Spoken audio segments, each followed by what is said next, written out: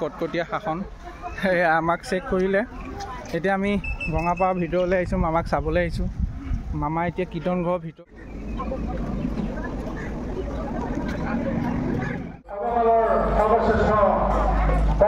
মুখ্যমন্ত্ৰী মাননীয় শ্ৰীযুত ডক্টৰ হিমন্ত বিশ্ব শৰ্মাদেৱ আহি আমাৰ মাজত উপস্থিত হৈছে। খন্তেক পিছতে আহি দেখিম আইন সাংস্কৃতিক মঞ্চত তেখেত প্ৰৱেশ কৰিব। আজি আমি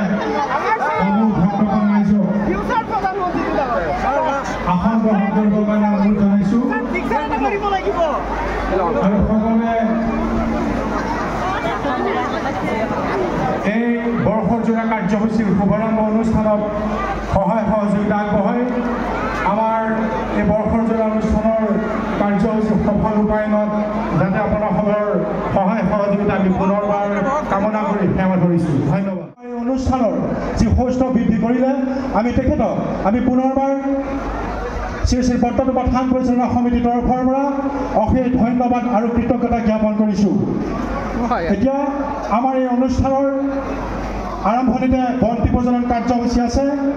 আমি মাননীয় মুখ্যমন্ত্ৰী মহোদয় আৰু সত্ৰাধিকাৰ প্ৰভু এই বন্তি প্ৰজ্বলনৰ কাৰ্যসূচীত অংশগ্ৰহণ কৰিবৰ কাৰণে মই উদ্যোক্তাসকলক তেখেতক সহায় সহযোগিতা কৰিবৰ কাৰণে অনুৰোধ জনাইছোঁ।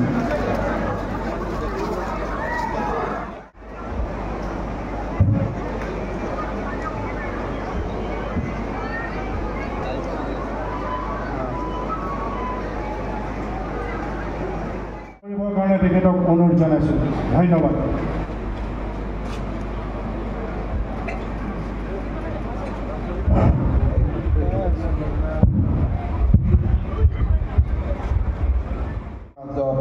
সমবেত শ্ৰীযুত যোগেন্দ্ৰ নাৰায়ণ দেৱ মহন্ত সভাপতি শ্ৰী শ্ৰী বটদ্ৰৱা থান পৰিচালনা সমিতি, সন্মানীয় বিধায়ক ৰূপক শৰ্মা ডাঙৰীয়া, জিতু গোস্বামী ডাঙৰীয়া,